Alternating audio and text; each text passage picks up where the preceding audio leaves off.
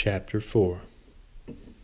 Arkin rode into Hayfork 3 days after witnessing the murder of his father. With straining eyes, Arkin located the inn on Main Street. Owned by his Aunt Clara, it catered to travelers venturing to the northern lands. As he walked to the front door, he was glad that it had been raining. It made for horrible riding, but a nice disguise to cover his tears. The warm main room of the 2-story inn was a welcome sight to Arkin. The air carried the aroma of lavender and lemons. A handful of people sat scattered about the room, minding their own business. On occasion, people would come in just for Clara's cooking and to get out of the weather. He remembers spending summer months here in visitation with his father. His cousin, Malik, would always greet him in the road, and they would spend the next few weeks exploring and getting into trouble. Clara walked from her office to the front desk. Her jaw dropped upon seeing Arkin standing at the door. "Heavens, child! Come sit by the fire, and I'll grab you some food and a hot tea." "Thank you, Aunt Clara. It's good to see you." Arkin forced a smile. "When I get back, you can tell me what has you traveling here this time of year." She hugged him and walked back into the kitchen. As Arkin sat by the fire, he fought to wrap his mind around what had happened. The cold rain had helped numb his mind from the shock of it all, and he was thankful for it. But now that he had reached his destination, he was forced to come to terms with what he had seen. How would he be able to describe it? I could have just kept riding, he thought. On the second day of the trip, despair had gripped his mind. He thought about curling into a ball and letting the cold night lull him into sleep. Maybe, if he was lucky, he wouldn't wake up. "You must find the prophet." His father's voice had cracked like thunder, snapping him awake and urging him back on the road. "Tell him the Garden of Stones is near." It was then that Arkin's will to go on was resolved. Those words were the only thing in his life that he had to hold on to. He would honor his father's last wish. He would find the prophet. He was not going to lay down and die. Clara returned and placed a hot bowl of beef stew on the table and handed him a cup of tea. "What's wrong, Arkin?" she said, noticing his vacant stare. "Is Malik around?" Arkin asked. "He's training for the King's Guard in the capital," Clara said proudly. "Hopefully, he'll return to see his mother soon." Arkin wiped the tears from his face. "Father's dead," he said. Seeing the confused shock on her face, he continued. "A man dressed in black came into the town, called him out. They fought, and the stranger killed him. He left out the part about the beam of light and his father flying through the air. He didn't want her to think he was crazy. He wasn't crazy, was he?" He took a sip of his tea as the silence lingered on. "I'm so sorry about your father, Arkin. He was a good man," she finally spoke. "I just don't understand," Arkin said. "Why was he there? Why did he have to kill Father? What did he want?" "Slow down, dear. I don't know. Were you with your father when the stranger arrived?" "Yes." "Did your father say anything to you?" "He handed me a book and told me to find the prophet, and something else about a garden of stones." Clara looked around nervously. Only a few people sat around the room, eating. "What?" Arkin asked, aware of her sudden nervousness. He looked around the room. One man happened to look in their direction. "We cannot talk here. Come with me," Clara said in an urgent hush. She grabbed him by the arm and led him back into her office. She shut and locked the door. "What's going on, Aunt Clara?" "I think the man who killed your father was looking for the path of man. It has been guarded by the Order for centuries." Arkin reached into his pack and laid the book softly on the desk. They both stared at it. "What can be so special about this book?" Arkin said. "I don't know," Clara responded. "But it has secrets locked inside that could answer a lot of questions. I'm sure the prophet will be able to help answer them." Clara drew the shirt curtains shut. As for the stranger, I believe that was Lucian. He was the only one who could come close to killing your father. Last I heard, he's a member of the Dark Society. I'm sure they're looking for this book." Arkin stared at the book, wondering how it could contain so much power. Men died for this book. His father died for this book. Men also killed for it.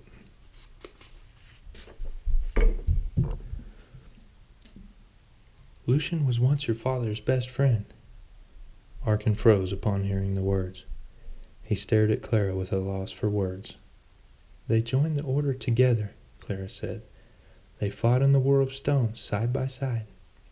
Returning from the war as heroes, they both eventually fell in love with the same woman. Your mother, my sister." Arkin had never known his mother. He was always told that she died when he was a baby, but nobody ever explained how or why. Anything his father ever said about her was full of love and fond memories. Arkin had asked him about her death one time, but his father quickly dismissed it. It was obviously a topic that he didn't want to talk about. "Suri was always a lively, outgoing woman," Clara said with a fond chuckle. "She entertained the two of them, courting her for a while, but eventually chose your father. Lucian was devastated. When the rebellion arose in the Order, he joined with the Dark Society. Lucian tried to take your mother with him, convinced of her love for him. That's when your father showed up."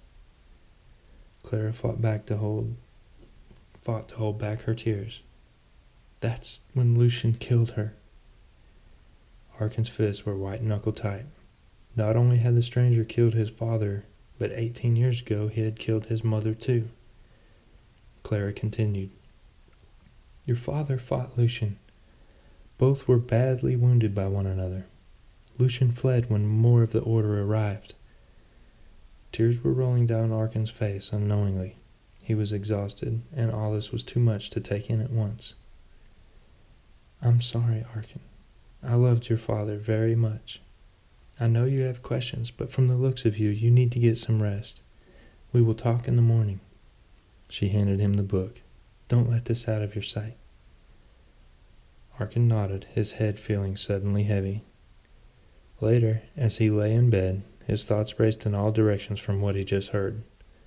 Through the cloudy haze of it all, one thing rang clear in his mind. "I will find the prophet. I will give him this cursed book, and I will kill the stranger."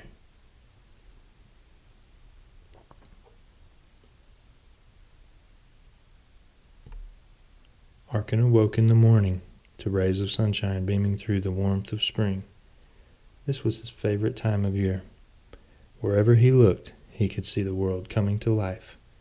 At this point, it was the one thing that eased his pain. The smell of fried bacon and potatoes teased at him. Suddenly, his stomach growled, and he realized that he was half-starved. Jumping out of bed, he threw his soiled clothes on. It had been a while since he had had his Aunt Clara's cooking. There were only a few people in the main room, but his eyes instantly went to Clara and the two people she was talking to. The man, one of the largest Arkin had ever seen, was wearing road-worn leather clothes. His long blonde hair rested gently on his massive shoulders.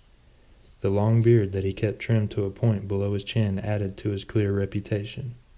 Warrior. On his back, the man wore a massive broadsword, and strapped to his side were two wicked-looking axes. Arkin looked young for his age, and he knew it. He also knew that his lean frame didn't appear strong to the eye. He would never have the look of a warrior like this man. "Ah, there he is," Clara said, noticing Arkin standing at the bottom of the steps. They turned to greet him, the third person coming into clear view. Arkin's heart almost stopped at the sight of her. Her blonde hair slightly curled and went halfway down her back. She wore some sort of clothing and boots, but he could care less. He was drawn to her face. It was the most beautiful thing he'd ever seen. Sharp, crisp lines contoured with a touch of delicateness. Her creamy skin was without blemish and looked soft to the touch. He locked eyes with her. Those almond-shaped green eyes seemed to look into him, piercing his very soul. "Well, don't just stand there. Come over and act like somebody," Clara said with a grin. Arkin took a few nervous steps towards the group. "Hello." "Good morning, lad. I'm Torrin. Your lovely aunt tells me that you're going to see the prophet," Torrin said, smiling at Clara. She blushed, touching his arm. "I'll be getting you all's breakfast now." Torrin craned his neck as he rounded the corner to the kitchen. "That's a fine woman right there." Arkin chuckled. The young woman grinned, locking eyes again, then looked away. Suddenly he was free-falling through a spinning world where she was the only clarity that kept his feet on the ground. "Boy." Arkin thought he had heard someone speaking. "Boy." Arkin snapped back to reality and looked at Torrin. "Why do you want to see the prophet?" Arkin looked down. "I have something for him." "Look at me, boy," Torrin said, raising Arkin's chin. "Always look a man in the eye when you're talking to him, and always give a good firm handshake when you meet somebody."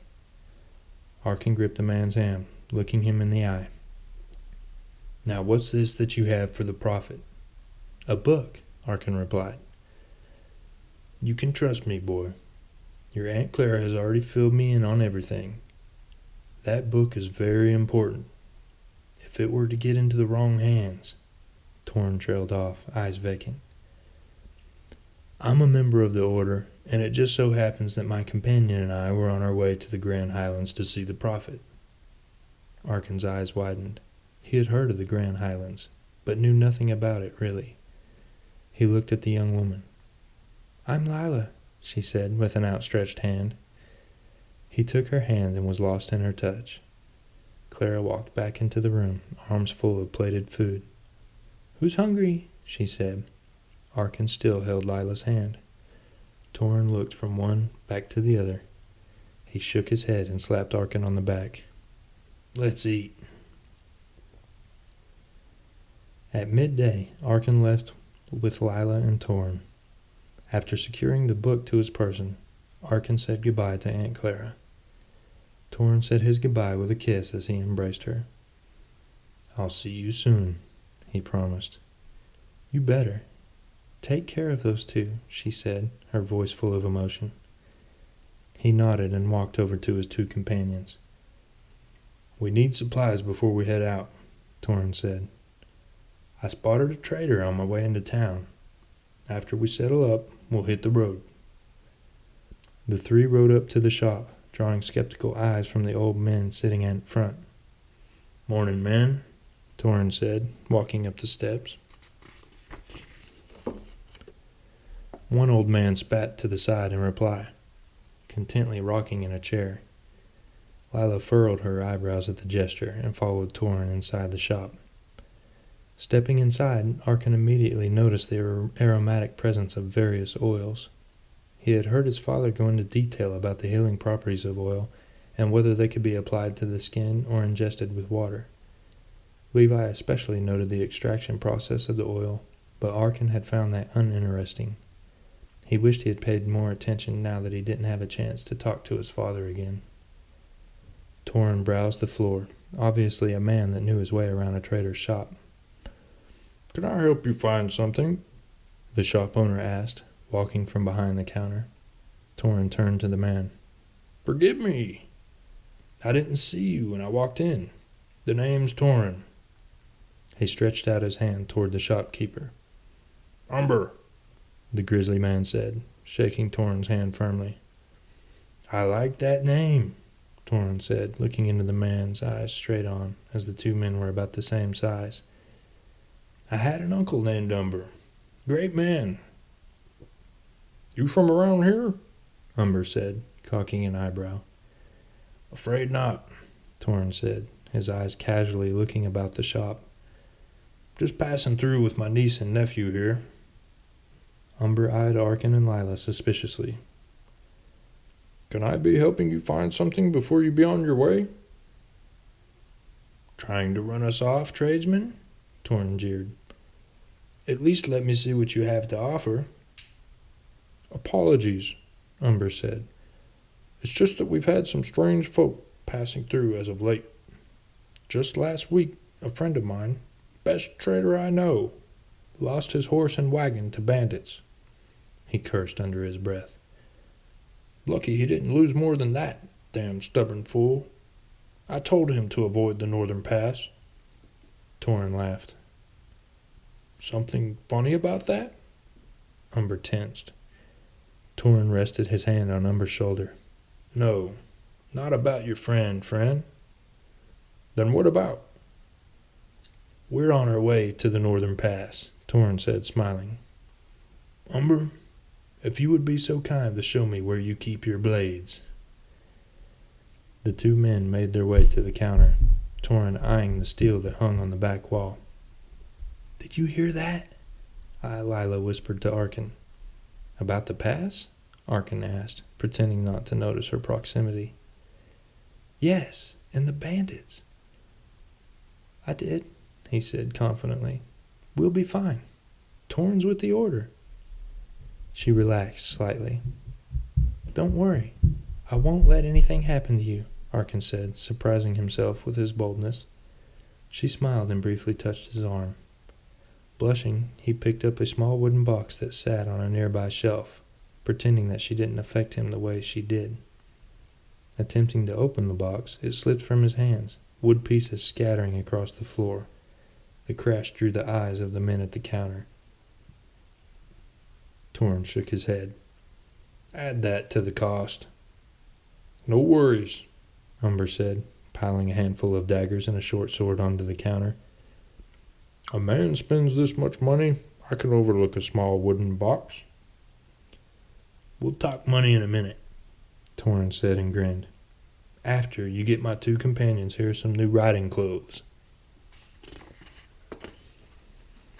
"All right," Umber said, sizing the two up.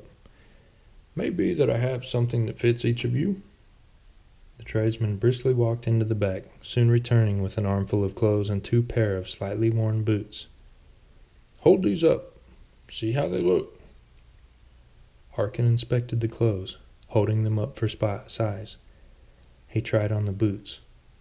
"They're a good fit." "Mine as well," Lila said, placing the clothes on the counter. Umber counted all the items with his finger, adding a number in his head. "Tell you what, I won't even charge you for the ladies' clothing. 2 and 18. 2 even," Torrin replied, arms crossed. "Torrin, my friend, you are the one in need of steel, especially if you're going to take the northern pass," Umber countered. 2 and 15. "Just because a man asks to buy steel does not mean he is in need of it," Torrin stated. 2 even. Umber exhaled, visibly frustrated. "I know you haven't sold much over the winter," Torrin said. "If I were you, I'd take the deal." "I'd be losing money," Umber protested. "Come now," Torrin exaggerated, stretching his arms onto the counter. A sleeve rose, drawing Umber's eye to the mark on Torrin's wrist. Umber's face turned stone as he looked into Torrin's eyes. "Why didn't you tell me? Your order." Torrin drew his arms back. "You weren't supposed to see that," he said, embarrassed. "Please, take them," Umber said, pushing the merchandise across the counter. Arkin's eyes widened at the shop owner's sudden change of heart. "I can't do that, Umber," Torrin said. "It's the least I can do. Please, it would bring me great honor," Umber pleaded. Torrin nodded. "Arkin, Lila, take your things and get the horses ready." The two moved toward the counter hesitantly before taking the goods. "Thank you, sir," Arkin spoke, gathering his clothes. Umber nodded, watching the two leave. Torrin began tucking the daggers into his belt. He took the short sword. "Would you have taken 2 had you not known who I was?" Torrin asked. Umber smiled. "You'll never know." "You drive a hard bargain, tradesman." Torrin pulled 2 silver coins along with 15 coppers out of his pocket and placed them on the bar. Before Umber could protest, Torrin spoke. "Keep it. I'll look you up next time I pass through. You can buy me a drink," he said, smiling. Umber reached across the bar to shake his hand. "Now that sounds like a deal that I can't pass up." The three left Hayfork, drawing the conspiring eyes of the old men sitting out front of Umber's shop. Arkin noticed them spitting tobacco and talking about the weather upon leaving. He wondered if all old men talked about the weather. "You know how to use this?" Torrin asked, handing Arkin the short sword. "No," Arkin said. "You will. For now, hold it in your hands and act the part. Even that can turn an enemy away. The road has been dangerous lately." Torrin handed Lila a dagger. "A lady should always have a blade. Treat it like your lover, and it will never let you down." She looked down, blushing, then took the blade. "I've never had a lover," she said.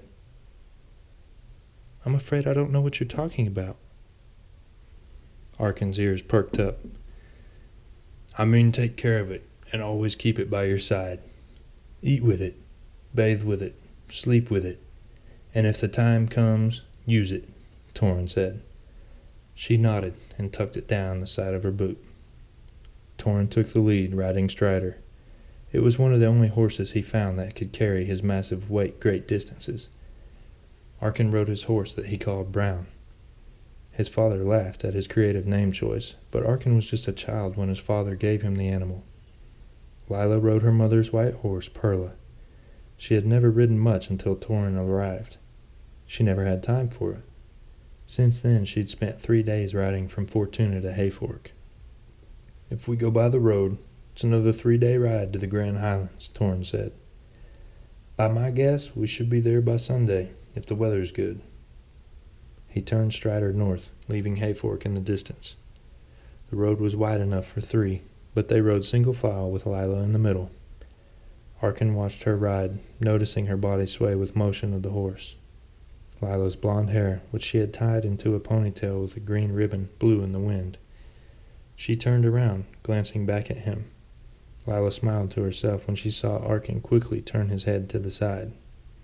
He felt a flush of anxiety and embarrassment that she had caught him staring. "Just go talk to her," he thought. He couldn't do it. There weren't many girls in the crossing, so he had never had much experience in dealing with the opposite sex. He had courted a girl a year ago, but it was brief. She was complicated. Now, he found an ease in his attraction to Lila. It felt good, natural, destined even. "She's just a girl. Just go say." He was at a loss. What would he say? Maybe talk about the weather? No, not with her. She deserved a more stimulating conversation than that. From the little he had been around her, he could tell she was smart. "Just go say hello." His mind pressured his body to move, but he kept his distance, pacing with her. "Maybe some other time," he thought. "When we camp for the night, perhaps." He settled on that plan. Then he saw Lila stop in the road. She waited until he caught up, then fell in beside him. He pretended like nothing happened, careful to take a glance at her. He smiled a half grin, fixing his eyes on the road ahead. "Well, you sure are a talkative one, aren't you?" Lila stated. Yeah. Hello," Arkin said, looking down. "Hello," she said, giggling. He desperately tried to think of something to say. "So, nice weather we're having." His voice cracked when he said weather. She smiled. "Yes, it is. I love the spring. It's nice to feel the warm sun on your skin after the cold winter months." He smiled, cursing himself for the daft way to start a conversation. He took a deep breath. "I love spring too. It makes me feel alive." "Tell me about yourself, Arkin," she said, eyes content on the road ahead. The question caught him off guard. It was the one thing he didn't want to talk about. "There's not much to tell, I'm afraid. I'm about as normal as they come." "Something tells me that's not true," she replied. "What of your mother, father? Do you have any brothers or sisters?" Here we go, he thought. "My mother died when I was a baby. I have no brother or sister that I am aware of, and I watched my father die a few days ago by the hand of a stranger," Arkin snapped.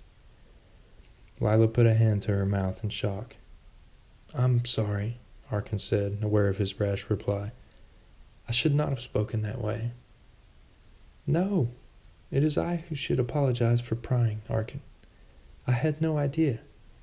She looked into his eyes. "I am truly sorry." "It's all right. I'm coming to terms with it." They rode in silence for a moment. "So what about you? Tell me about yourself," Arkin said, shooting her a sideways grin. She sat straight back, holding her head high. "I'm a farmer's daughter. My 3 brothers and I help our parents on the farm, taking care of the livestock and tending to the garden. One day, I'm going to be a doctor," she said, looking to Arkin for a reaction. He stared wordlessly at her for a moment. "Then that is what you shall be." "Are you mocking me?" "A woman can be a doctor too, you know," she chided. He held his hand up. "Not at all. I can see that there's something different in you, something more. I believe in you." With surprise, she stared back at him, mouth slightly open, searching for something. He smiled, turning his eyes back to the road ahead. Torrin had stopped. They halted next to him. "The Standing Stones," Torrin said, pointing to the west. In the distance, standing atop a lush green hill, stood a group of large monolith-like stones. The sight of them, with the fading sun in the distance, filled Arkin with awe. He had heard stories of the great stones before, but the sight of them left the tales wanting. "They're massive," Arkin said. "How could they have been moved there and placed like that?" "Have you heard of a stone?" Torrin asked, looking to each of them. He took their silence for their answer. "They contain unspeakable power. It is rumored that a great man used a soulstone to create what you see before you now. To what purpose, I do not know," Torrin said. "It has baffled people for generations." "Maybe it's a marker of some sort," Lila noted. "Or a shrine to his god. A monument that he thought would stand the test of time." Torrin shrugged. "We better make camp for the night." Veering away from the road, he had led them to a small clearing in the woods.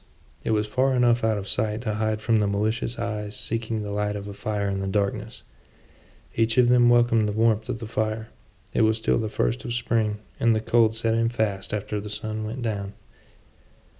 "Couple more days," Torrin said, chewing on a piece of dried meat that he bought from Umber. Arkin nodded, devouring his portion. "Do we have enough food?" Lila asked, covering her mouth as she ate and spoke. "Aye," Torrin said, checking his pack. "Umber was generous enough." Arkin drained the skin of water, drawing a scornful look from Torrin. He held it back for the big man to take. Torrin slapped it from his hand, sending it flying across the camp. "Damn fool, boy," Torrin chided. "I guess you'll be the one finding water in the morning. That was the last we had." "I'm sorry. I thought we had more," Arkin said, embarrassed. Torrin stood. "Get some sleep. It's going to be a long day tomorrow." Lying there, Arkin replayed the day over in his mind. If he could go back and do it over again, he would. There were so many things he wanted to say to Lila. He stole one last glance at her, fast asleep in her bedroll by the warm glow of the fire. He closed his eyes, exhausted from riding all day.